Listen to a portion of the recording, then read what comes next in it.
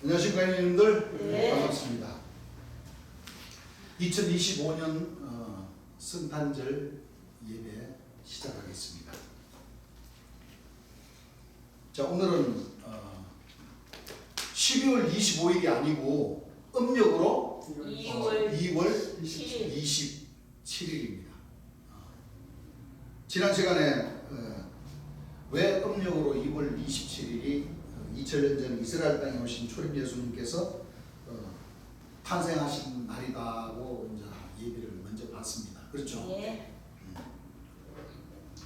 그 12월 25일은 그때 당시에 애굽이나 그 이스라엘 그 주변 국가들로 놓고 보자면은 그 태양을 많이 그 신격화를 해서 숭배를 많이 했습니다.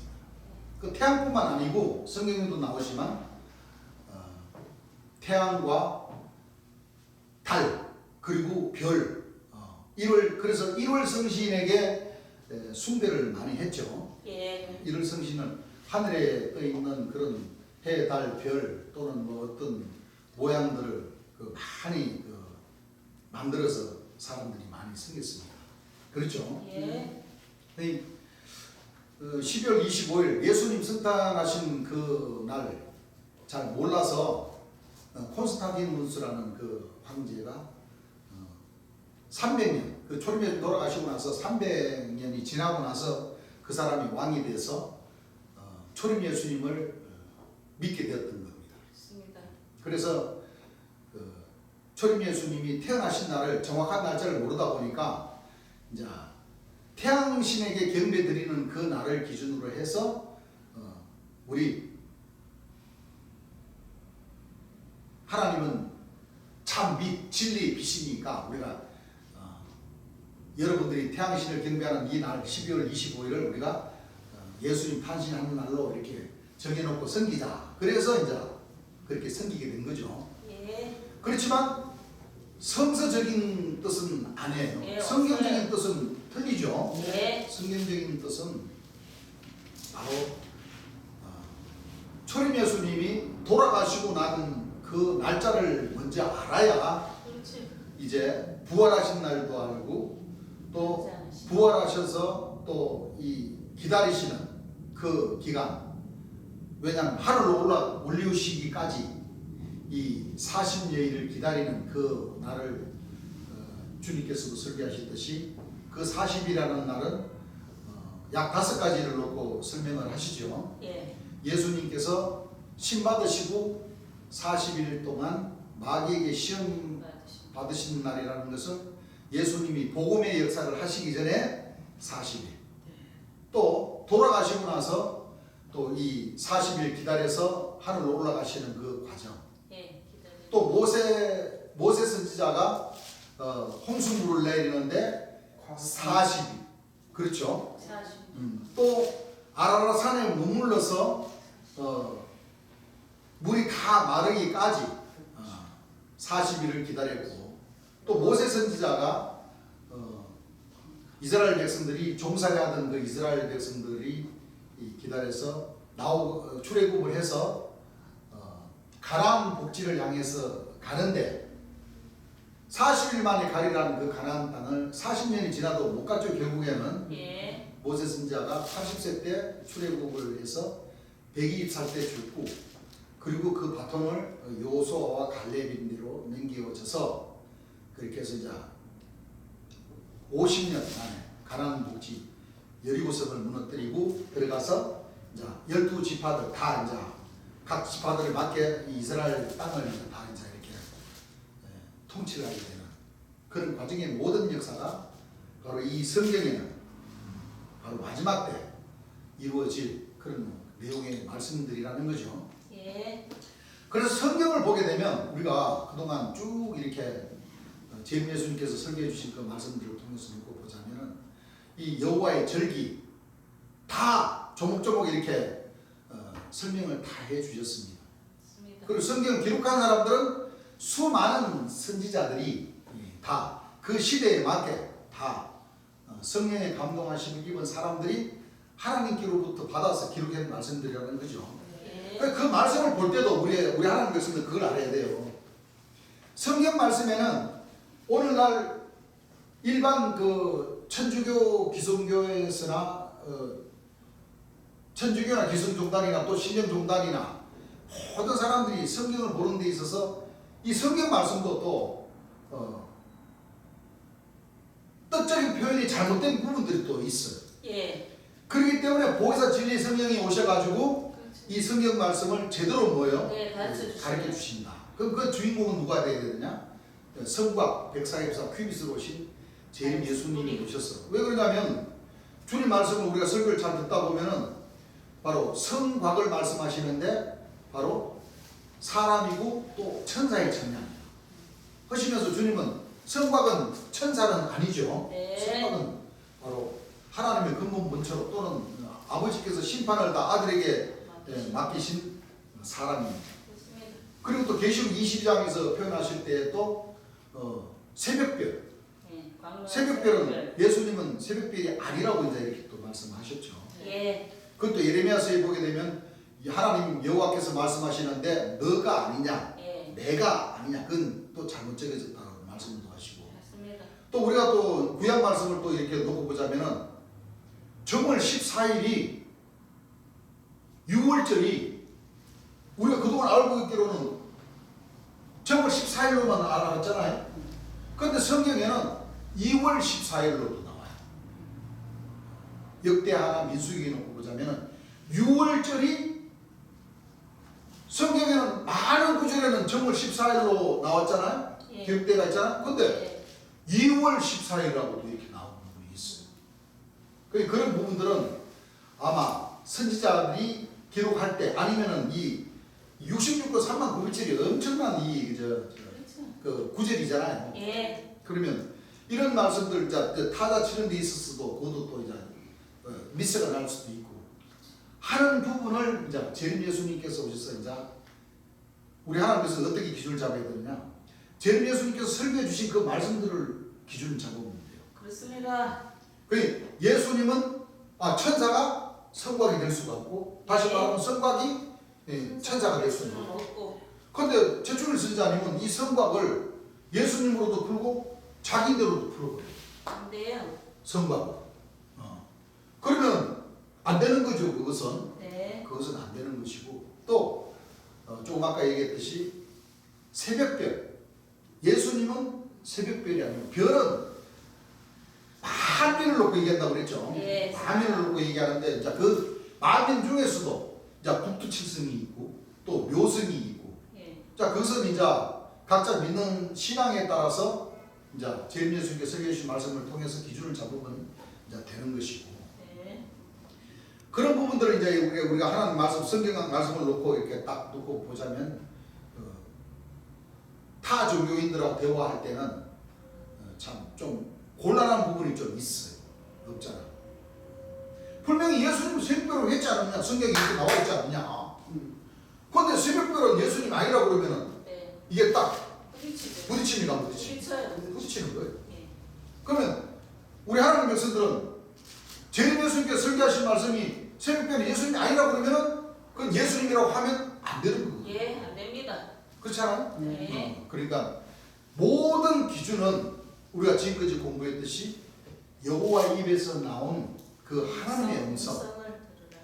여호와라는 사람으로 오셔서 설교해 주신 그 말씀을 기준으로 해서 이제 12진주를 잘 통과하면서 이제 각자 구원을 얻는 겁니다. 아시겠죠? 네. 그래서 전 세계인들 모든 그 종단에서는 전부 다 12월 25일을 바로 예수님이 탄신하신 날입니다. 그리고 지난 시간에 이제 이 같은 누가복음 1장을 재림 예수님께 설교하시면서 마찬가지로 재림 예수님 돌아가신 날도 마찬가지죠. 예. 돌아가신 날도 잘못 다른 날을 내 부모님이 돌아가신 날인데 돌아가신 날 아닌 날을 갖다가 돌아가신 날이라고 하면은 안 돼. 그것도 안 되는 것이고 예. 또 다시 태어나신 날도 마찬가지죠. 예. 태어나신 날도 태어나신 날이나 돌아가신 날이나 이걸 잘못 알고 지내면은 그 아버지 자식이 아니기 때문에 잘못 뭐예요? 잘못 다른 날짜를 갖다가 기다리고 있다. 이제 그렇게 주님께서 이제 이렇게 설교를 하셨고, 그 우리 하나님 백성은 재림 예수님께서 가르쳐 주신 그 성탄일 또 돌아가신 날, 또 재림 예수님은 직접 이제 오셔서 과학 문명이 발달된 그 70년도에 오셔서 다 전해 주신 그 말씀 자체가 바로 다 전해가 되는 겁니다. 예. 그렇죠. 예. 그 모든 자료나 또 주님께서 역사하신 또 오시는 그 과정, 주님께서 다 설교를 해주셨기 때문에 재림 예수님 태어나신 날, 재림 예수님 돌아가신 날, 그런 날은 이제 확연히 성경 말씀에 기록하지 해놓지 않는 이유는 직접 오셔서 마지막 심판의 주로 직접 뭐요? 설교를 하시기 때문에 그거를 또 우리 하나님 백성들은 믿어야 할 뭐가 있어요? 네, 의무가 있는 겁니다. 예. 믿어야 할. 좋습니다. 그래서 믿느냐 안 믿느냐는 그거는 차이가 굉장히 많은 거죠. 이분이 재림 예수님입니다 하고 믿는 것하고 그렇죠. 안 믿는 것하고는 하늘 다른 데서는 몰라요. 표시 안 나는데 하늘나라에 가는 천국을 향해서 가는 데에 있어서는 이건 두 말하면 잔소리하는 거지. 안 그래요? 네. 초림 예수를 믿느냐 안 믿느냐 그 관계에 있어서도 초림 예수는 구원해주러 오셨는데 초림 예수를 안 믿어버리면은 12진주문에서 탈락이 되는 거죠. 예. 마찬가지. 재림 예수, 이분이 재림 예수님이라는 것을 믿느냐 안 믿느냐 하는 그 차이점은 내 아버지의 뜻은 아들을 보고 믿는 자라야 영생을 얻는 이것이라고 성경에는 기록이 되어 있고, 또 아버지께서는 심판을 다 아들에게 맡기셔서 내보내셨다고 그러셨는데, 그러면 그 심판을 하러 오신 재림 예수님을 만나지 않으면 내 자신부터가 먼저 심판을 받아서 천국을 갈 수가 없다는 거죠. 예. 근데 믿었을 때는 이제 또 상황이 틀리는 거죠. 예. 그래서 지난 시간에 예수님은 6월절 날 돌아가셨고 3일 만에 부활하셨고, 그렇죠. 40일 동안 기다려서 하늘로 올라가셨는데 올라가신 그 날이 바로 뭐예요? 하늘에서 내려오신 날이다. 아무도 몰랐던 이 진리의 말씀을 여기 존중으로 계신 재림 예수님이 오셔서 직접 말씀해 주신 것입니다. 그래서 우리는 요한복음 1장 1절서부터 우리가 한번 공부를 해봐야 할 이유가 있는 것이죠. 네. 자, 요한계시록이 아니고 요한복음 1장 1절서부터 한번 읽어보시기 바랍니다. 태초에 말씀이 계시니라. 태초에 말씀이 계시니라. 이 말씀이 하나님과 함께 계셨으니. 이 말씀이 하나님과 함께 계셨다는 것은, 이 말씀은 곧 14절에 보게 되면 말씀이 육신에 되어 오신 예수님을 가리키시는 거거든요. 네. 하나님이시자 하나님의 아들 독생자를 놓고 말씀하시는 거죠. 예. 태초에 말씀이 계시니라. 이 말씀이 하나님과 함께 계셨으니, 이 말씀은 곧 뭐예요? 하나님이시니라. 그러니까 예수님은 곧 뭐예요? 하나님이시니라. 독생하셔서 말씀이 육신에 되어 오신 이 예수님은 곧 하나님이시라는 거예요. 예. 그런 뜻이죠. 네. 그가 태초에 하나님과 함께 계셨고 만물이 그로 말미암아 지음바 되었으니 지은 것이 하나도 그가 없이는 된 것이 없느니라. 그 안에 생명이 있었으니 이 생명은 사람들의 빛이라. 빛이 어둠에 비치되 어둠이 깨달지 못하더라. 그러니까 이제 어둠은 빛이 될 수가 없고 진리가 될 수가 없다는 겁니다. 네. 근데 어둠을 빛으로 빛이 오셨지만은 그 어둠 자체가 그 빛을 뭐요? 깨달지를 못해버렸던 겁니다. 그러는 가운데 하나님께로서 보내심을 받은 사람이 났으니 이름은 뭐라? 요한이라.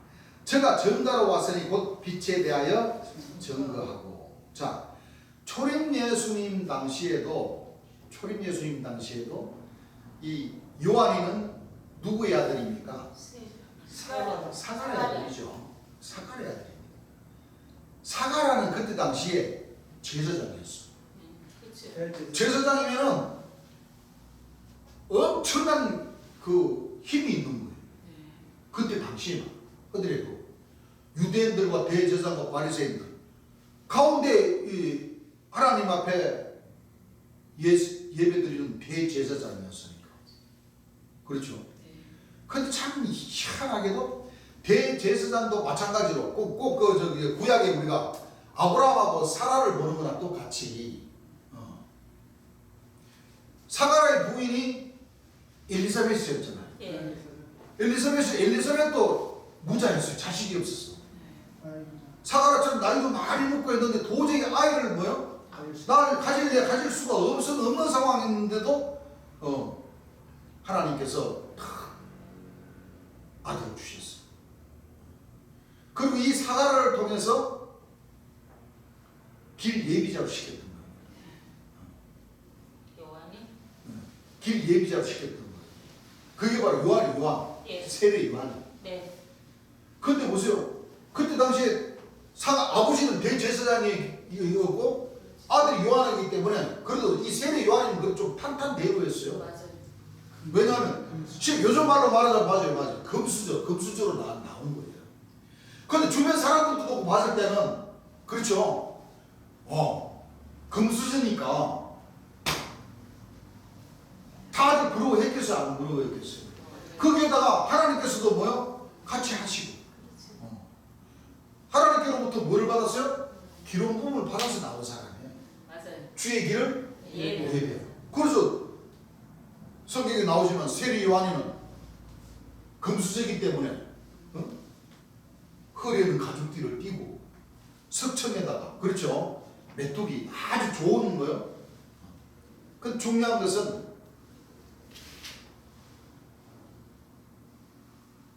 사가라도 그때 당시에 의인이었고 하나님께서는 그 의인으로 봤기 때문에 의인의 피를 그건 예수님을 놓고 얘기하시는 것이지. 세례 요한도 마찬가지죠. 세례 요한도 그때 그 시절에 의인의 피를 받아서 길을 예비하러 나오는 거예요. 예. 나와서 이제 세례 요한이가 빛에 대하여 뭐를 하러 나왔어요? 증거하러 나왔어요. 그렇지만 결국에는 이 세례 요한이도 예수님을 영접했어요, 안 했어요? 됐어요. 아니죠. 오실 리가 당신이 오리까. 아니면 우리가 또 다른 사람을 기다립니까? 하고 예수님을 부인을 해버렸어요. 그럼 재림 예수님 시대 때도 마찬가지. 초림 예수님 때는 이렇게 초림 예수님을 전가하는 길 예비자는 한 사람이었지만은 초림 예수님 때는 굉장히 많아요. 자, 재림 예수님 때는 굉장히 많아요. 우리 잠깐 계시록 11장을 놓고 보자면은 두 감람나무가 나오지만은 사실상 이 두 감람나무가 나오기까지는 그 조직을 그 지탱에 받쳐주는 그 조직이 많아야 맞죠. 계시록 13장에 바다에서 올라오는 한 짐승의 머리가 뭐예요? 일곱이. 뿔이 뭐예요? 열이요. 열이라는 거기 간부지만 놓고 보더라도 한 짐승의 오른손에 일곱 머리. 이 역사가 바로 일곱 영, 일곱 눈, 일곱 뿔, 일곱 별. 인자가 된 오른손이 일곱 별. 그렇죠? 예. 그럼 우리가 이걸 잘 갖고 생각을 한번 해보셔야 돼요. 그 짐승의 조직 안에 한 짐승의 일곱 머리. 머리는 그래도 최고 높은 간부진들 아닙니까? 그렇죠. 그 계시록 1장에 놓고 보자면 인자가 된 오른손에 일곱 별. 오른팔 일곱 별이 무슨 격이에요? 인자 같으니 오른팔 격이다. 그러면 뭐요? 주요 간부를 놓고 얘기하는 거예요. 근데 사실상 오늘날 모든 사람들이 요한계시록 1장 인자 같으니 오른손에 일곱 별을 전부 다 좋게 봅니까? 안 봅니까? 좋게 봅니다. 좋게 봐요. 사실은 이 일곱 별이 일곱 식구, 일곱 별, 일곱 별이 성수적으로 나오는 일곱 영, 일곱 뿔, 일곱 눈, 일곱 천사, 일곱 머리, 간부진을 놓고 얘기하는 겁니다. 예. 요한계시록 1장 인자가 되는 오른손에 일곱 별, 그 주님께서 항상 그 구분을 지으시죠. 예수님은 12제자를 거느리고 있지만 요한계시록 1장 인자 같은 이의 오른손에 일곱 별, 일곱 수는 제일 예수님은 마지막 수, 9수를 가지고 나와서 역사를 하시지만 요한계시록 1장에 나오는 이 인자 같은 이 오른손에는 일곱 별, 일곱 수는 바로 사탄의 수라고 이렇게 말씀을 하시죠. 예. 그렇죠? 네. 마찬가지입니다. 그뿐만 아닙니다. 오늘날 세상 천주교나 기성종단에서 가르치기를 노골적으로 방송으로다가 이 요한계시록 1장 인자 같은 이 일곱 별, 일곱 명을 전부 다 거룩하게 봅니까? 안 봅니까? 국가에 봅니다. 다 거룩하게 봐요. 다. 그렇지만 재림 예수님은 탁 오셔서 전부 다 요한계시록 1장 인자 같은 다 예수님인 줄 알았는데 오늘날 목자님들은 다 뭐라고 그랬어요? 예수님. 최고 마귀 중에서도 뭐요? 그치. 최고 귀신의 왕이라고 다 이렇게 부르고 계셨어요. 그런데 기성종단이나 천주교에서는 우리 예수님이 오셔서 풀이해 주실 때 그 말을 들었을 때는 어떻게 되겠어요? 뭐라고 그러겠어요? 정신없는 사람이라고 그럴 거 아니에요. 예수 저 반대로 푸는 거니까. 예수님께서는 요한계시록 1장 인자 같은 이를 최고 귀신의 왕이다. 예. 그동안 2000년 동안은 뭐요? 목사 신부님들은 참 이상한 사람이 나와가지고 예수님을 귀신의 왕이라고 한다. 자, 완전히 상황이 어떻게 돼요? 반대. 완전 정반대길이 되어버리는 거예요. 예. 그래서 진리는 그렇습니다. 진리는 마음이 합쳐지고 좋을 때는 좋지만 어떤 진리적으로 딱 부딪혔을 때는 바로 엄청난 빛과 어두움 그 자체를 놓고 딱 갈라져버려요. 그래서 저희들이 수없이 그동안 많은 대화를 통해서 겪어왔고 지금도 겪고 있는 것 같고 또 많은 사람들과 이 진리적으로는 딱 이렇게 구분이 되어지는 이런 부분들 수도 없이 많이 겪어왔습니다. 이것도 저희들은 받아들입니다. 어쩔 수 없는 것이구나 라고. 그렇지만 재림 예수님께서 설교해 주신 그 말씀은 우리가 한 번 더 자세히 좀 더 봐야 할 이유는 분명히 있습니다. 네. 그렇죠. 그래서 자, 이 성탄절 날 그리고 또 이 오늘날 천주교나 기성종단에서는 어떻게 보느냐? 예수님이 태어나신 그 과정을 놓고 봤을 때 예수님은 절대 마리아가 남자와 잠을 자서 생긴 아이가 아니다. 어떻게 해요? 그쵸, 성령. 하나님의 그 성령으로 빛을 비췄든지 어떻게 했든지 그 마리아 뱃속에 하나님의 씨가 들어가서 성령으로 잉태를 했다. 그렇죠? 예. 이제 그런 식으로 이제 2000년 동안을 이제 그렇게 밀고 왔습니다. 그 어떤 누구도 누가복음 이 1장의 비밀을 아는 사람이 있었다는 거예요, 없었다는 거예요? 없었어요. 또 이 성경의 모든 이 비밀은 다 누가 와서 다 가르쳐 주시게 됐냐면 말씀 그대로 초림 예수님이 떠나가시고 돌아가시고 2000년이 지난 이 시대에서야 성서적으로 기록된 다윗의 뿌리이신 예. 보혜사 진리의 성령이신 재림 예수님이 오셔야지만이 이 66권 3900절에 이 비밀이 감춰졌던 보화가 어떻게 돼요? 다 드러납니다. 드러나게 되는 겁니다. 예. 드러나게 되는 겁니다. 그래서 재림 예수님께서 지난 시간에 누가복음 1장을 설명해 주시기 위해서 이 성탄절에 대한 말씀들을 이제 주셨죠. 예.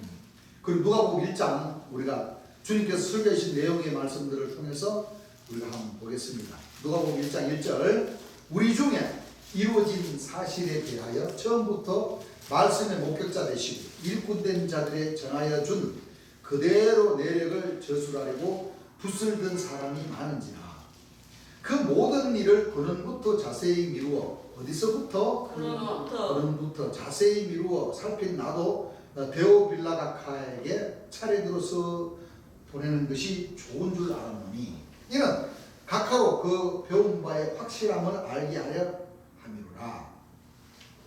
유대와 헤롯 때에 아비야 반열의 제사장 하나가 있으니 이름은 사가라요 그 아내는 아론의 자손이니 그 이름은 엘리사벳이라. 이 두 사람이 하나님 앞에 의인이니 누구니?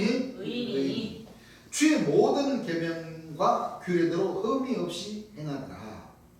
엘리사벳이 수태를 못함으로 저희가 무자하고 자식이 없었다는 얘기죠. 두 사람의 나이가 뭐였더라? 많더라. 마침 사가랴가 그 반일의 차례대로 제사장의 직무를 하나님 앞에 행할세 제사장의 전례를 따라 제비를 뽑아 주의 성소에 들어가 분향하고 모든 백성은 그 분향하는 시간에 밖에서 기도하더니 주의 사자가 저에게 나타나 향단 우편에 선지라. 사가랴가 보고 놀라며 무서워하니 천사가 일러 가로되 사가랴 즉 지금으로 말하자면 아기를 못 낳는다 이겁니다. 왜? 나이가 많기 때문에. 그렇죠? 예. 천사가 나타나서 성령이 너한테 임하여서 즉 아들을 하나 줄 터이니 아버지의 뜻에 의해서 줄 터이니 그 아들을 낳으면 뭐를 해라 그랬어요? 요한이다. 자, 세례 요한도 하나님의 뜻에 의해서 그렇죠? 네. 사가랴라는 그 대제사장에게 무자함을 보고 하나님께서 어떻게 보면 이렇게 초림 예수님의 길을 예비하라고 자식을 뭐요? 예. 안 주셨다가 이렇게 늦게 이렇게 초림 예수님의 길을 예비하라고 이제 아들 하나를 줍니다. 네. 그 이름을 뭐요? 요한이다. 그 성씨도 부모님의 성씨를 못 따르겠던 거예요. 우리나라는 아버지가 예를 들어서 내가 황가인데 우리 아버지가 황씨 같으면 나도 황씨 해야 되잖아요. 그 미국도 마찬가지죠. 미국도 뭐 부시라는 그 이름은 그대로 아들도 뭐요? 뒤에 이름은 틀리지만 성씨는 뭐요? 부시라는 그 이름은 가지고 간단 말이에요. 클린턴도 마찬가지죠. 마찬가지. 각 나라는 다 마찬가지예요. 그런데 이 사가랴는 나중에 나오지만은 이 아들이면은 그러고 나이 먹어가지고 늦게 아들 하나 하늘에서 딱 대제사장이니까 하늘에서 점지해가지고 줬을 텐데 당연히 아버지가 이름이 사가랴인데 사가랴 누구라고 이렇게 사가랴 집안에 누구라고 뭐요? 이렇게 이름을 지어야 될 텐데 하늘에서 이름을 뭐요? 딱 너 요한이라고 해라 그래. 서판에다가 뭐로 적어라? 사가랴 누구라고 적으라는 게 아니고 요한이라고 딱 이제 적으라고 그렇게 명령이 하늘에서 명령이 내려온 겁니다. 네. 요한이라 하라 이건 한 겁니다. 너도 기쁘고 즐거워할 것이요 많은 사람도 그의 남을 요한이가 남을 기뻐하리니 이는 저가 주 앞에 큰 자가 되며 포도주나 소주를 마시지 아니하며 모태로부터 성령의 충만함을 입어 이스라엘 자손을 주 곧 저희 하나님께로 많이 돌아오게 하겠습니다. 그러니까 초림 예수님 때도 좀 이렇게 세례 요한이도 이 먹고 마시는 것 가지고 좀 많이 이유를 들고 나왔죠. 네. 그걸 그대로 이 대한민국의 박태선 장로가 역사할 때 박태선 장로도 자기가 길을 예비하는 뭐요? 광야에서 외치는 자의 소리라고 얘기하면서 이제 그 소래산 경기도 야수라는 산에 1신앙촌, 2신앙촌, 3신앙촌을 자기가 건설하면 예수님이 구름 타고 오신다. 재림 예수님이 구름 타고 오신다. 그러니까 이제 세례 요한이처럼 비늘 없는 고기 먹지 마라. 시아나 있는 거요? 과일 먹지 마라.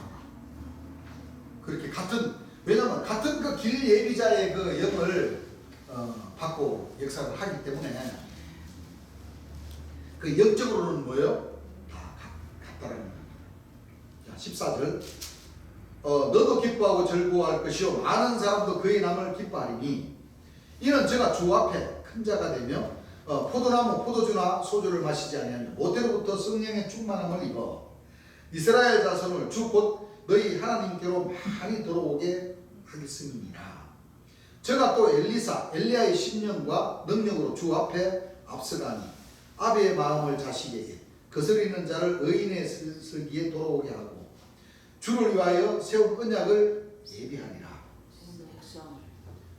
네? 세운 백성. 주를 위하여 세운 언약을 뭐요? 예비하니라. 자, 세례 요한이는 누구의 심령과 능력으로 온다고 했어요? 엘리야. 오리란 엘리야. 그렇죠. 네. 엘리야의 심령과 능력으로 온다. 그런 거. 그렇죠. 예. 그 엘리야라고 그러면 또 이 대한민국에 또 말씀 부르기 또 한 사람이 있죠. 제7일 안식일 교회 그 안상무시라는 그 사람이 죄인인 줄 알아요. 뭐라고 그래요? 죄인인 줄 알아요. 아닙니다. 그러면서 자기가 죽은 그 묘비에는 선지 엘리야 지묘, 선지 엘리야 안상홍 지묘. 그럼 죄인 줄 아는 거예요? 엘리야라는 거예요? 엘리야의 사람. 그 내가 그제구나. 그 좀 볼 일이 볼 게 있어가지고 딱 보니까 어머니 하나님 교회라고 간판이 탁 보이더라고. 아, 저기 가서 좀 버릴 것 좀 버리면 되겠구나 하고 그냥 갔어. 가니까 아니 뭐 성전 입구부터 그냥 화분이 쫙 놔져 있고 거기 그때가 밤 한 9시 좀 넘었는데 사람들이 그냥 몇 명의 젊은 친구들이 그 남자 여자애들이 막 여기 서가 있더라고. 내가 가니까 막 좋다고 그러면서 쫓아와가지고 맞이해 주는데 어떻게 오시냐고 그러니까 나 좀 버릴 게 있어. 좀 버리고 왔다고 얘기하니까 끝까지 그것도 1층에 버릴 때가 있는 게 아니고 지하실에 있더만. 그 지하실까지 탁 가가지고 자 딱 나는 또 세상에 또 나 난생 처음으로 살면서 화장실까지 갔다 오는 데까지 그 경호원 써주는 사람은 나밖에 없을 거야. 아니 내가 화장실 갔다가 나오는데도 그 사람이 안내해주고 화장실 문도 열어주고 딱 지켜서 무동자석을 딱 문 열고 나올 때까지도 딱 그 사람이 써가 있더라니까. 그런데 내가 아니 안 올라가셨어요? 그러니까 참 나올 때까지 기다렸어요 그러더라고. 그러니까 여러분들 얼마나 대단합니까? 아니 화장실 갔다 나오는데 그 경호원이 딱 거기가 안전한가 안 하는가 그거 딱 지키고 있더라니까. 그래서 아니 왜 여기 써가 있냐고 말이야. 내가 다른데 엉뚱한데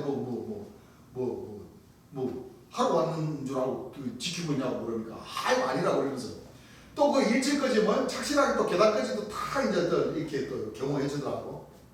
다 올라가니까 벌써 전단지 2개를 다 주더라고. 왜 그러냐고 그러니까 지금 우리 언제부터 언제까지 어머니 하나님의 자료들을 다 모아가지고 이제 우리 어머니 하나님 뭐를 했다고 그러더라. 응? 어머니 하나님에 대해서 이제 소개해 주는 거 있잖아요. 왜? 그 행사를 하고 있다고 말해요. 어머니 하나님이 누구신데요? 그러니까 그런 사람인데 혹시 장길자 어머니 하나님 말이에요? 그러니까 그걸 어떻게 아냐? 잘 알아요. 내가 왜냐면 차를 세울 때 그 도로 옆에다가 세우고 나왔고 시간을 좀 많이 대화할 수 없었어. 내가 지금 저 차를 세워놨기 때문에 내가 그냥 볼일만 보고 가는데 미안하다고 그리고 고맙다고 말이야. 갔다 오는 데까지도 경호원이 딱 써줬다고 말이야. 인사하고 그냥 나왔는데 내가 일할이랑 그걸 이제 전단지를 못 봤어요. 그 교회는 세계 선교센터라고 그래가지고 장길자 씨라는 사람은 안상홍 씨 첩이라고 그러더군요. 본처가 아니고 두 번째 맞이한 부인이라고 하시더라고요. 들었을 때 참 거룩하죠. 어머니 하나님. 통일교 문선명 씨 부인은 참 어머니. 같아요 안 같아요? 어머니 하나님. 참 엄마나 어머니. 왜냐하면 문선명 씨가 참 아버지라고 했거든. 그러니까 한학자 씨는 참 어머니가 되는 거예요.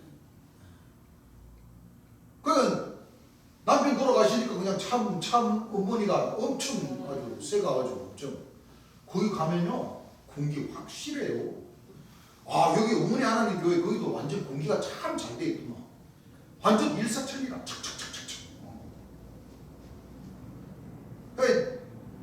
그래서 저 어머니 하나님이라는 사람은 저 전도할 때 영국 여왕님께로부터 그 봉사 참 많이 해주니까 이뻐서 봉사상을 받았는 그걸로다가 막 선전을 막 하잖아요. 근데 그때 당시에도 그랬지.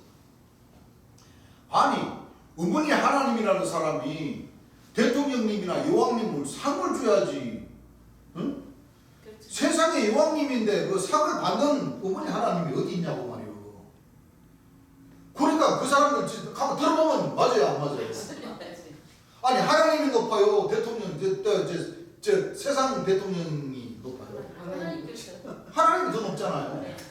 그러니까 하나님이 더 높아요. 저 영국 여왕님이 더 높아요. 하나님께서. 어머니 하나님이 더 높잖아요. 그럼 상은 누가 줘야 돼요? 어머니 하나님. 어머니 하나님이 저 영국 여왕님인데 상을 줘야 될 건데 오히려 반대로 돼서 여왕님인데 상 받았다 그걸 줬다고 또 그것도 우리 영국 여왕님인데 상 받았다고 프랭카드 붙여놓고 신문 그냥 막 앞에 그냥 대문짝하게 박아가지고 그걸 가지고 또 전도하는데 또 우리 어머니 하나님이 영국 여왕님인데 이 보세요. 그 봉사 많이 잘했다고 상 받았어요 하고 세상에 그걸 갖다 자랑을 하더라니까. 솔직히 그 얼마나 그 좀 창피할 일입니까? 네. 아 세상에 그래 어머니 하나님이 그래 땅에 있는 그 인간 사람 여왕인데 그래 상 받았다고 그걸 갖다 자랑질하고 있으니 말이 안 될 소리죠. 네. 그래서 이 세상에는 참 그래서 내가 또 그 얘기도 내가 물어봤어요. 그저께 물어본 게 아니라 그 전에 사람들은 대개 보면 요한계시록 21장 거룩한 성 새 예루살렘이 네. 뭐예요? 어린 양의 아내. 아내죠. 네.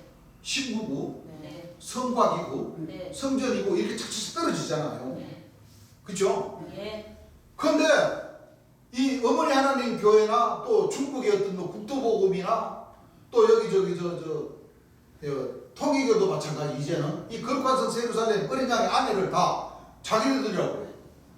이거는 남자가 아니고 실질적인 뭐요? 여자죠. 여자라고 해요. 여자라고. 잘못된 거. 실질적인 여자라고 해요.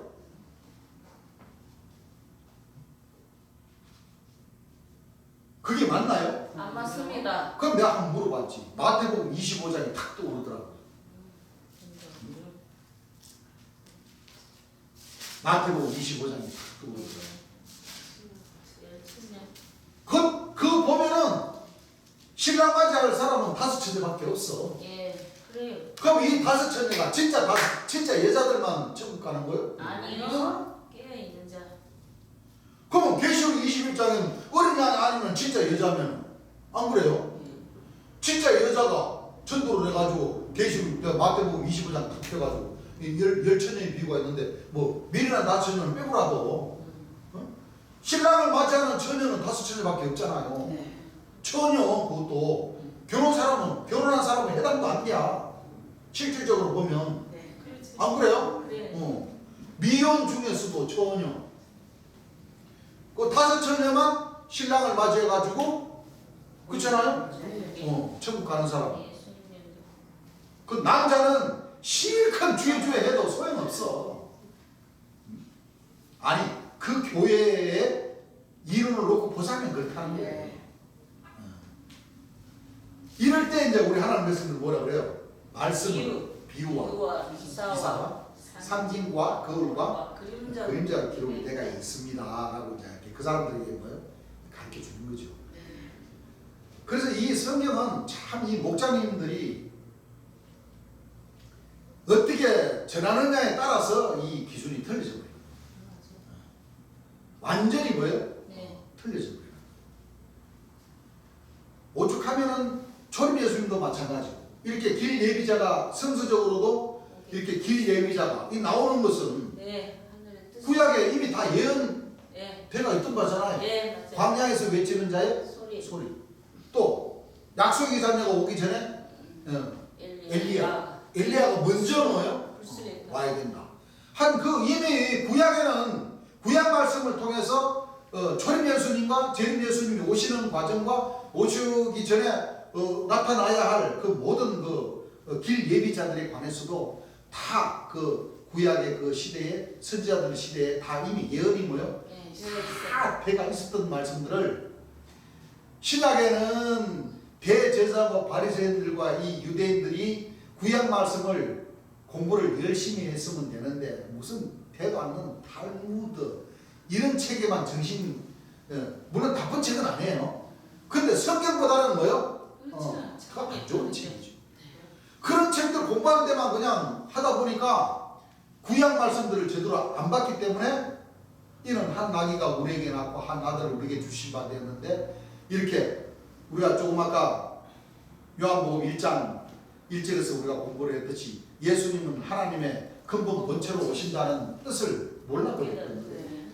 그래서 사람이 와서 내가 하나님이라고 하면 무조건 뭐예요? 돌을 들어 이단이다. 돌을 들어가지고 뭐예요? 찔려. 때려 죽이려고만 했다는 거예요. 그러니까 구원해주 오시는 그 과정도 심판의 주인 재림 예수님이 그 오시는 과정도 완전히 하늘과 뭐예요? 땅 차이가 되버린 거예요. 그렇습니다. 그래서 인자가 올 때 세상에서 믿음 가진 자를 보겠느냐 하셨던 겁니다. 그래서 모든 그 목자들이 조금 아까 얘기했듯이 조금 성경에 살을 붙여가지고 목자들이 어떻게 얘기하느냐에 따라서 이 상황이 틀려져 버려요. 맞아요. 누가복음 1장 사실상 이 누가복음 1장도 이걸 제대로 뭐예요? 이거 전에 주는 목자가 없었다는 거죠. 네, 못하지. 없었다는 거죠. 네. 그렇기 때문에 예수님은 뭐예요? 예수님은 성령. 천지전능하게 뭐예요? 대. 샥 해서 뭐예요? 하니까 마리아가 아기 예수님을 낳으신다. 이렇게 되는 거예요. 그렇죠? 네.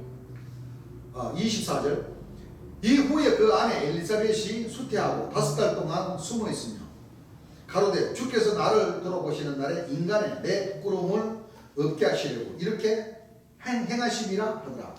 자, 엘리사벳이 이렇게 수태를 했습니까? 안 했습니까? 했어요. 이제 우리 주님께서 이제 설교해 주시는 거죠. 네. 이제 참 이 77살 먹은 예를 들면 이 노인 할머니가 자 임신을 해버렸다 이래요. 예. 예를 들면입니다. 주님께서 예. 세상에 이거 창피한 일이요 창피한 일 아니에요. 그래요? 창피한 일이기 때문에 5달 동안을 어떻게 했어요? 네. 산속에다가 갖다 숨겨놔 버렸어요. 왜? 이 세상 사람들한테 무슨 그 웃음거리가 됩니까? 그렇죠? 네. 놀림거리가 됐다 이거예요. 왜? 그게 힘도 들지만 이것은 뱉다 해서 아이를 뱉다고 해서 도리어 큰 일이라. 좋기는 한데 부끄러워. 여러분들 얘들 70 넘은 할머니가 임신해가지고 배 내밀고 이렇게 해서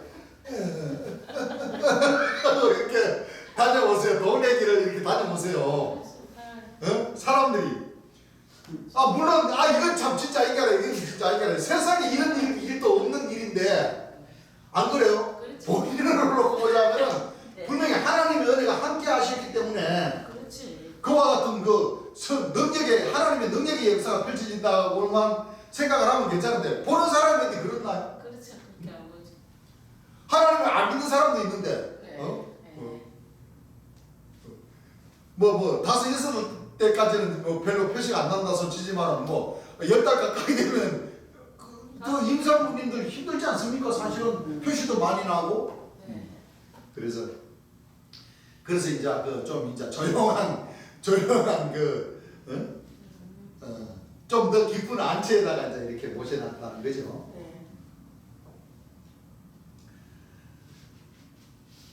24절 이후에 그 안에 엘리사벳이 수태하고 5달 동안 숨어 있으며 가로되 주께서 나를 돌아보시는 날에 인간의 내 부끄러움을 얻게 하시려고. 그게 사실상 우리나라도 마찬가지죠.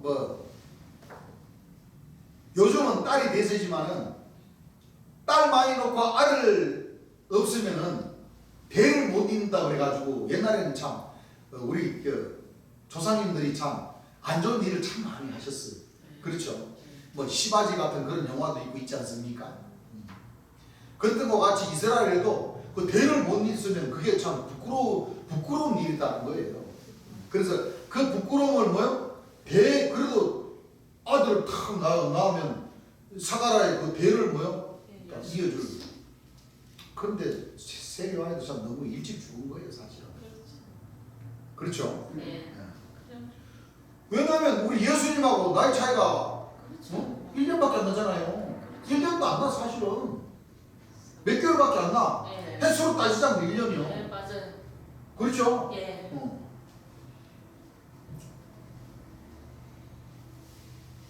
사람들이 흉보람을 못 보게 하기 위해서 숨겼다 이겁니다. 여섯째 달에 천사 가브리엘이 하나님의 보내심을 받아. 자, 가브리엘이 또 나타났습니까? 안 나타났습니까? 나타났습니다. 갈릴리 나사렛이란 동네에 가서 이 갈릴리 나사렛 동네라 하는 것은 무슨 동네인가 하면은 자, 똑똑히 들으세요 하시면서 갈릴리라는 것은 해변가예요, 해변가. 예. 무슨 얘기인 줄 알겠어요? 네. 갈릴리 호수 있죠? 예. 왜 그 갈릴리 바다라고도 하고 호수, 사실 호수죠. 호수에서 요단강으로 쭉 내려오면은 그 사해 염에 있죠. 맞아. 연결 쫙 때가 있잖아요. 예. 그 이제 거기 가면 해변가 갈릴리 나사렛이라는 것은 뭐냐면 이 해변가 중에서라도 아주 빈촌 있죠, 빈촌. 예. 참 그 이틀 벌어서 하루 먹는데 그래 이 먹기가 참 바쁜 동네요. 이런 동네를 얘기하는 거예요. 그러니까 갈릴리 그 호수가 주변은 물론 잘 사는 동네도 있었겠지만은 나사렛 또 그 가버나움 예. 태어나실 때는 그 예루살렘 바로 밑에 있는 그 베들레헴에서 태어나셨지만은 네. 그렇죠? 예. 그 헤로단 때문에 그 애굽에 숨겨졌다가 다시 와서 나사렛 동네에서 사시고 또 가버나움 그쪽 일대를 통해서 이제 예수님께서 이제 잘 아시죠? 예. 그리고 이제 복음 역사도 하시고 결국에는 이제 예루살렘으로 오시는데 빈촌 아주 그 먹고 살기가 바쁜 동네라는 거예요. 갈릴리 나사렛이라는 동네에 가서 다윗의 자손 요셉이라 하는 사람과 정혼한 처녀에게 이르니 그 처녀의 이름은 마리아. 정혼 쉽게 말하면 약혼 결혼식이 아니라는 거죠. 예. 그런데 이게 이상하다고. 지금 요셉이하고 마리아하고는 정혼을 했습니까? 안 했습니까? 맞습니다. 정혼을 했는데 이것이 뭐냐면 지금으로 말하자면 바로 약혼했다는 겁니다. 예. 무슨 얘기인 줄 알겠어요? 네. 결혼하기 전에 약혼한 거예요. 약혼식. 그러니까 이 이스라엘 풍속이나 우리나라 풍속은 다 똑같습니다. 몰라서 그렇지. 물동이 있는 거, 머리 낭자하는 거, 한복 입는 거, 남자들 지게 하는 거, 다. 하여간 뭐 삼묘, 죽었을 때 삼묘, 이게 바로 굵은 묘시죠. 예. 굵은 묘. 아주 다 똑같아요. 이스라엘하고 몰라서 그렇지. 달려보면 똑같이 봅니다. 몰라서 그렇지. 그런데 자, 요셉이라는 사람과 약혼한 처녀의 이름이 그 처녀 이름은 뭐라고 그랬어요? 마리아. 그에게 들어가 가로되 은혜를 받은 자요. 뭘 받은 자요? 은혜를 받은 자요. 평안할지어다. 주께서 너와 함께 하시도다하니 처녀가 그 말을 듣고 놀라 이런 인사가 어쩌기 생각하며 천사가 일러 가로되 마리아여 무서워 말라. 너가 하나님께서 은혜를 얻었느니라. 보라 너가 수태하여 아들을 낳으리니 그 이름을 뭐요? 예수라. 사실은 우리가 한번 생각해 볼 때 성서적으로는 이렇게 알쏭달쏭하게 이렇게 기록을 해놨지만 사실은 이 천사가 마리아한테 가가지고는 자초지종하게 얘기했을 거란 말이에요. 안 그래요? 어디로 너가 그 사가라 집으로 들어가야 할 이유 안 그래요? 예. 또 그 능력이 덮여지는 그 이유 좀 자세하게 얘기했을 거란 말이에요. 그 이제 여기서 이제 마리아는 이제 놀라죠. 아니 이 뒤에도 나오죠. 나는 사내를 알지도 못하는데 남자하고 쉽게 말하면 손도 한 번 안 잡아봤는데 내가 임신을 해요? 놀랄 일입니까? 놀랄 일 아닙니까? 놀랄 일. 왜 그러냐면 그 시절에 그 나라에는 이거 다른 남자하고 다른 여자하고 잤다 그러면 이 가늠이라 그래 돌로 뭐요? 죽는단 말이에요. 예. 그 얼마나 무서워요. 여자 입장에서는 이게 그렇죠. 진짜 그 살떨리는 일이라 맞아. 진짜 죽여버려요. 네. 진짜. 그리고 예수님 보험 전할 때도 그랬잖아요. 마리아. 그죠? 돌로 쳐 죽임을 당할 때 예수님이 탁 오셔서 땅바닥에다 글을 쓰죠. 예. 너희 중에 죄 없는 자가 이 여자에게 돌을 던져라. 그러니까 양심 찔려가지고 다 뭐예요? 올라갔어. 그래서 이 마리아가 끝까지 예수님 돌아가시고 나서도 끝까지 왜냐면 생명의 연인이니까. 네. 생명의 연인이니까. 그래서 참 이 세월이 참 진리를 참 많이 변하게 하는 것 같아요. 그 뭐 영화에도 나왔잖아요. 뭐 다빈치 코드라는 그런 영화에서는 뭐 어떤 머리 좋은 사람들이 해석하기 좋아하는 사람들이 뭐 예수님 옆에 앉은 뭐 마리아다, 그는 뭐 예수님의 부인이다 하는 그런 말들이 많이 있죠. 그리고 또 사실 또 예수님의 또 후예는 있죠. 예. 성경에도 나오잖아요. 그런 말씀들도 이제 많이 있습니다만 이런까지도 뭐예요? 탁 지어져 버리니까 이제 마리아 입장에서는 이제 깜짝 놀랄 일입니다. 네. 그래서 처녀가 이사야가 일찍 예언하기를 처녀가 잉태하여 뭐를 낳는다고 그랬어요? 아들 낳으리. 그 이름을 예수, 임마누엘. 하나님이 함께 하신다. 보라, 너가 수태하여 아들을 낳으리니 그 이름을 예수라. 아니, 손도 안 잡아봤는데 쉽게 말하면 아들을 낳는데 그 이름까지도 뭐요? 탁 이렇게 지어져 버렸어. 저가 큰 자가 되고 지극히 높으시니에 아들이라 일컬을 것이요. 주 하나님께서 그 조상 다윗의 위를 저에게 주시리니 영원히 야곱 집에 왕노릇하실 것이며 그 나라가 무궁하리라. 마리아가 천사에게 말하되 나는 사내를 알지 못하니 어찌 이 일이 있사오리까. 마리아가 이제 왜 천사가 이렇게 가서 얘기를 하니까 마리아가 가브리엘 천사한테 뭐라고 합니까? 나는 사내를 알지 못하니 천사요 나는 뭐요? 사내를 알지 못하니 이게 무슨 얘기입니까? 왜? 지금 요셉이라는 그 목수와 정혼했는데 지금으로 말하자면 약혼을 하긴 했는데 아직 잠은 같이 뭐요? 하룻밤도 안 잡았다. 안 잤는데 갑자기 이게 처녀의 몸에서 아들을 낳는데 그 이름을 예수라 하라까지 이름까지 지어주니까 겁이 나겠습니까? 안 나겠어? 겁이 나겠다. 덜컥하니. 왜? 그렇지. 돌로 쳐 죽임을 받을 그것까지도 생각을 하니까 이제 덜컥한다는 얘기. 그러니까 난 도무지 뭐를 몰라요? 사내를 알지 못하나이다 하고 지금 얘기하고 있는 거예요. 천사가 대답하여 가로되 성령이 너게 임하시고. 자, 성령이 뭐있다 그랬어요? 너게 임하시고. 초림 예수님이 성령으로 잉태했죠. 성령으로 잉태 안 했다는 게 아니에요. 맞아요. 성령으로 잉태했어요. 성령이 임하죠, 마리아한테. 그러니까 성령으로 태어난 거예요. 그러나 지금 성령으로 태어났다고들 말하지 능력이 크신 이가 덮였다는 건 모르죠. 그런 말 들어봤어요? 예수님 못 들어봤죠? 기성교회나 이런 데서 예수님이 마리아한테 뭐로 태어났다 그랬어요? 성령으로 잉태했다. 이렇게만 하지 능력이 크신 이가 마리아를 덮였다는 말은 않죠. 이 두 개가 합쳐가지고 하나가 된 거예요. 미안한 얘기죠. 성령 하나만 된 게 아니에요. 우리가 성경을 잘 봐야 돼요.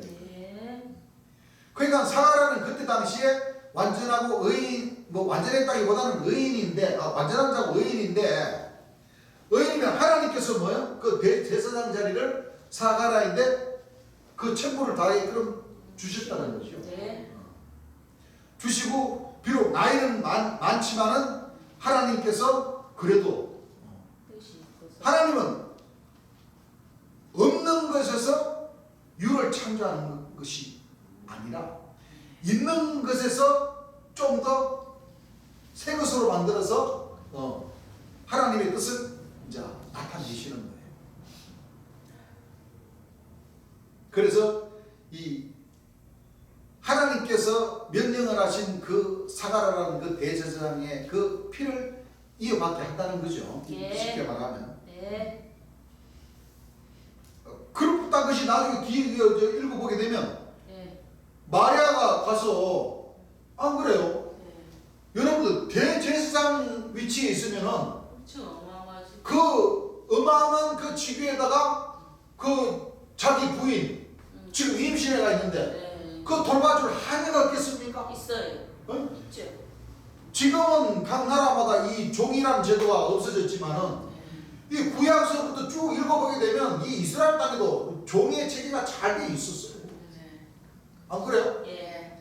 근데 그 말은 그 영적인 그 하늘의 직위 대제사장이 그 직무를 하고 있는 그 집안에 저 사가라는 그 저 자기 부인이 지금 아들을 가지고 있는데 그 아들을 수발할 그 하녀가 종이 없겠냐고. 있습니다.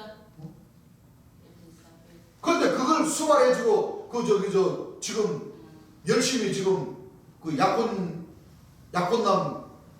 옆에서 지금 목수일 하는 것도 챙겨주고 밥도 좀 챙겨주고 해야 되는데 몇 개월씩 그래 안 그래요? 그래. 그 종이 많은 그 대제사장 집에 가서 지금 제일 예수님께로 니네 설교를 듣고 보니까 이해를 하니까 그래야 안 그래? 그래요. 굳이 그저 마리아까지 그 쉽게 말하면 뭐 육촌 약먼 친척이라고 했잖아요. 예. 사촌은 그래도 좀 가까운 친척이요. 육촌. 그 육촌은 좀 더 멀지요. 예. 먼 친척이라 하지만은 그 종도 많은 데 가서 그냥 인사만 하고 오면 될 일이지. 그래. 안 그래요? 예. 그 몇 개월씩 그렇게 그 집에 가서 있을 이유는 없다. 그렇죠. 예.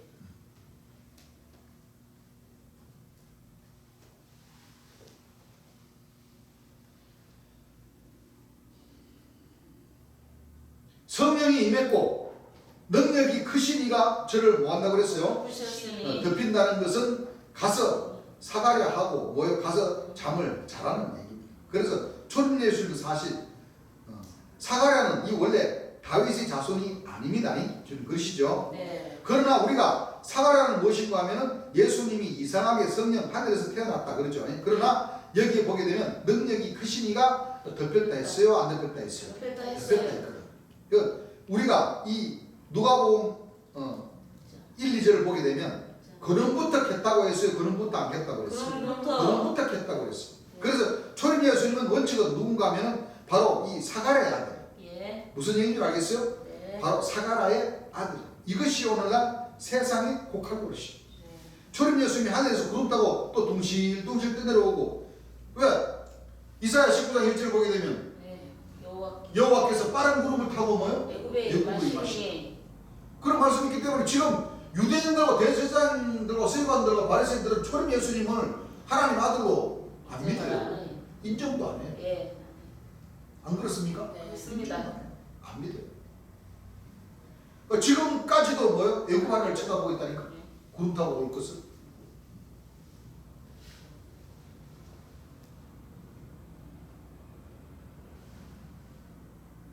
초림 예수님 당시에도 뭐예요? 성령이 이렇게 남자와 신으로다가 어떻게 된 줄 안다니까 오늘날.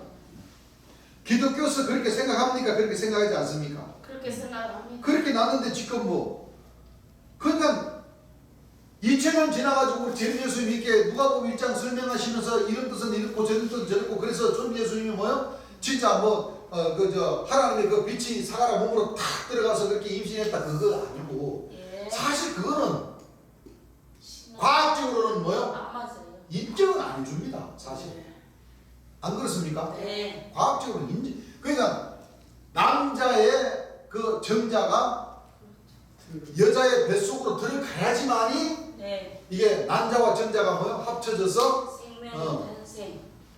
아빠의 씨와 엄마의 씨가 합쳐져야지만이 이게 엄마 뱃속에서 이 10달 동안 뭐요? 이 아이가. 자라는 거예요. 정상적으로 볼 때.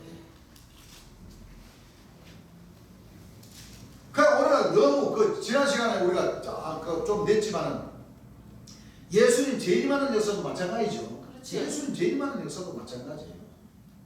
예수님은 분명히 죽은 육체가 부활하지 않는다. 예. 이렇게 사실적으로 가르쳐놨는데 사도 요한이는 좀 더 거기다가 뭐요? 신화적으로 죽은 자가 일어나서 구름 속으로 뭐요? 끌어올려라. 왜 그러냐면 구약 당시에도 유대교 대장 바리새인들의 그 신앙도 예수님이 빠른 구름을 타고 애굽에 임하시면 죽은 자가 부활한다 이렇게 가르쳤단 말이에요. 그렇습니다. 그래서 구약에 있잖아요. 하나님 믿는 그 백성들 있잖아요. 화장을 안 했어요. 화장을 하면은 왜냐하면 이 창세기 보게 되면 하나님께서 흙으로 사람을 만들었다고 했잖아요. 그러면 죽은 사람을 매장을 하게 되면은 다시 뭐요? 자연으로 흙으로 돌아갑니까? 안 돌아갑니까? 흙으로 돌아가기 때문에 하나님께서 창세기에 분명히 흙으로다가 사람을 뭐요? 생기를 넣어가지고 사람으로 아담을 만들었다고 그 실상으로 믿어버리는 거야. 그래서 흙으로 돌아간 것은 사람으로 부활시킬 수가 있다. 이런 신앙을 가지고 있었던 거예요. 그래서 히브리서에 죽은 자의 부활은 그리스도의 초보다. 왜 그런 내용이 써 있겠습니까? 그때 당시에 죽은 자가 부활한다고 바리새인들이 그 사두개인들하고 그렇죠? 네. 그런데 유독이 사두개인들만 부활이 없다고 해요. 그래서 이 신앙의 이 처음부터 잘못 이게 딱 입력이 돼가 있으면은 그게 참 깨지기가 참 어렵습니다. 그래서 유태인들의 신앙도 그렇고 저쪽이나 기성종단의 그 신앙도 그렇고 재림론이나 구원론이나 심판론이나 이 천국 가는 그 천국론이나 다 각 종파마다 다 틀려요, 안 틀려요? 각 종파마다 다 달라요. 다 달라.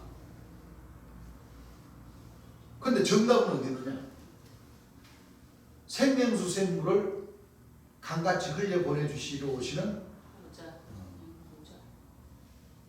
아버지와 아들을 모시고 오신 영광의 보좌. 제 예수님의 입에서만 이 진리가 나온다는 겁니다. 그렇습니다. 그렇죠. 네. 우리 그걸 잘 알아야 돼요.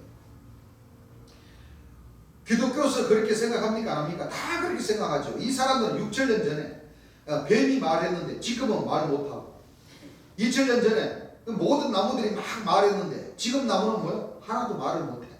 자, 성경은 뭐라고 그랬습니까? 비유와 비사와 상징과 거울과 그림자로 되어 있기 때문에 이런 것이지 결단코 뭐가 아니다 그랬어요? 참 형상이 아니다. 그래서 초림 예수님은 이 사가랴의 아들이 그럼 왜 하필이면 사가랴의 아들이었던가? 그런데 그건 나도 모르겠어요. 그때 당시에 의인은 하나도 세상에 없다고 그랬는데 우리 제임 교수님이 몰라서 모른다고 하셨겠습니까? 사람들의 지혜에 맞게 예수님은 뭐예요? 네, 설명해 주실 때가 많다는 거예요. 네. 자, 그때 당시에 의인은 하나도 세상에 없다 그랬는데 사가랴는 의인이라고 했습니까? 안 했습니까? 했습니다. 의인이라고 안 했습니까? 네. 의인이기 때문에 어쩔 수 없는 거예요. 의인의 피를 뭐요? 네. 받아야 되기 때문에. 그런데 여기서 또 한 가지 말씀해 둘 게 뭐가 있냐면 하필이면 그냥 시집갈 그냥 처녀를 갖다가 시리 처녀를 사가랴한테 보내서 이 아기를 베게 해서 예수를 낳게 해줄 셈인데 구태여 누구를 통했어요? 남자가 있어요 없어요? 약혼자. 요셉. 남자가 있는 목수에 즉 요셉이라는 목수와 바로 약혼한 한 여자를 왜 사가랴한테 보낸 이유가 있냐. 이것이 아마 내가 볼 때는 왜 그런지 자세히 몰라도 하여튼 하나님이 스크린이 있는 걸 상당히 좋아하시는 거예요. 그래가지고 괴상망측하게 얽히게 설키게 했다 이것이. 여러분들이 안 가르쳐줘도 하겠지만은 이 나름대로 하나님은 뭐가 있냐면은 다 뜻이 있는 겁니다. 그렇게 힘든 거냐? 약혼한 여자한테만이 되는 거다. 약혼한 여자에게만이 남자가 있는 여자를 그렇게 하야지만이 그때 당시에 무난히 피할 수가 있는 거예요. 왜 그러냐면 그때 당시에 이거 간음죄를 지면 뭐를 했는가 하면 돌로 뭐 하는 법이 있었어요? 때려 죽이는 법이 있었다. 여러분들이 알지만 어떤 여자는 사마리아 여인이 뭐요? 그 간음죄를 졌다 해가지고서는 예수님 앞으로 끌고 왔어요? 안 끌고 왔어요? 끌고 와가지고서 라비오 이 여자를 돌로 쳐 죽이니까 예수님 뭐라고 그랬어요? 예수님이 아무 소리 않고 땅에다 뭐를 쓰는가 하면은 너희 중에 죄가 없는 자는 이 여자를 너희는 돌로 치라 하니까 다 읽어보더니 슬금슬금 빠져나갔어요? 안 빠져나갔어요? 빠져나갔어요. 왜? 자기들도 죄가 있거든. 그러니까 이 사마리아 여인 보고 예수님께서 말씀하시기를 여자여 이제 다시 죄 짓지 말라 하고 나를 사랑하라 하고 타이를 썼다. 그럼 그때는 처녀가 됐든 뭐가 됐든 음란죄를 지게 되면 뭐를 했었냐면 돌로 뭐 하는 재판이 있었어요? 예. 죽이는. 지금으로 말하자면 저 광주 저 무슨 그 고문이라든가. 그러니까 여기서 이제 누가복음 2장 이 설교하시는 이 지관은 아마 광주 지관이에요. 처음에 시작할 때도 그러셨고 지금도 이제 광주 고문을 이제 말씀을 드리는 비유로 드리는 것이죠. 역전 대합실에다 대놓고 사람 많은 데 돌로 때려 죽이는 법이 있었다는 거예요. 그러니까 만약에 진짜 이 남편이 없는 즉 약혼하지 아니한 여자가 사관한테 가가지고서 임신을 해버리면은 간음죄 진 겁니까? 진 거 아닙니까? 네. 이것도 애 뱉다 이거 뭐 진짜 돌로 때려 죽이는 판이라. 그렇기 때문에 하늘에서라도 그때 당시에 가이사리 법이 있었기 때문에 어쩔 수 없이 바로 이 요셉이라는 바로 약혼신 아니 남편이 있는 약혼한 남자가 있는 마리아를 부른 겁니다. 이게 이제 하나님의 아주 그 기묘한 뭐요? 모략의 역사라는 거예요. 그때 진짜 알기로 법이 엄했기 때문에 그렇죠. 그렇죠. 예. 그때 뭐 구약이나 뭐 보게 되면은 그 한 남자가 부인을 여럿이 두는 것은 있을 수 있어요. 그거는 돌로 때려 죽는 죄가 아니에요. 그것은 그잖아요. 그 구약에도 보면은 그 야곱도 그렇고 안 그래요? 다 뭐 아브라함도 그렇고 그잖아요. 뭐 구약에 보면 뭐 다 일부 다처제라는 그런 말이 통했는 것 같아. 꼭 뭐 이스라엘이나 우리나라도 그렇죠. 우리나라도 그런 첩이 많이 있었잖아요. 지금은 그런 시대가 다 지났어요. 옛날에는 각 나라마다 다 그런 제도는 뭐요? 다 있었다는 거예요. 그렇지만 하나님의 법에 있어서도 안 그래요?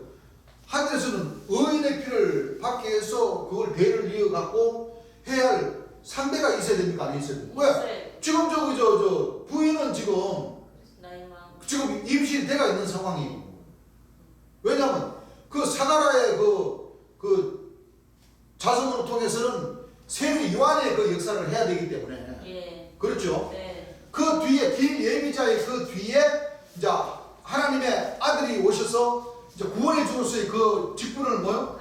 다 하셔야 되기 때문에 네. 결국에는 구약 말씀을 이루기 위해서는 처녀가 잉태하여 네. 아들 낳아 그 이름을 뭐요? 임마누엘이라. 그 말씀을 이루기 위해서 한 번도 잠을 자보지 않는 그 여자를 택하여서 하나님이 함께하는 성령이 함께하는 그런 그 시를 받아야 되기 때문에 이제 그런 이런 모략의 역사를 펼치신다는 거예요. 네. 대뜸 처녀가 예를 들어서 약혼자가 있는데 임신을 해버렸으면 약혼자가 뭐라고 그랬어요? 너 나하고 약혼을 나하고 나랑 했는데 나랑 잠도 안 자고 네가 임신해서 그럼 너가 가늠한 것이 아니냐. 뭘 해버려? 돌로 죽여버리는 그런 역사를 맞이하게 된다는 겁니다. 그래서 하나님은 진이 하나님이시잖아요. 네. 그 모략의 역사를 통해서 이렇게 구원해준 바로 초림 예수님이 이 땅에 태어나게 하시는 과정이 누가복음 1장의 그 비밀이 담겨져 있다는 거예요. 네. 그래서 오늘 성탄절날 낮 시간은 여기까지만 하고 저희들은 내일 목요일 그 예배 시간을 통해서 그 말씀을 마무리를 짓고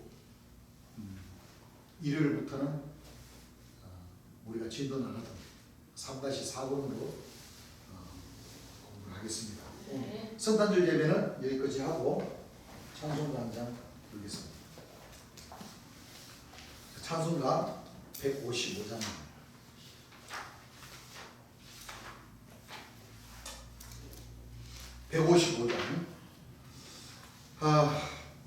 성신이 오셨네.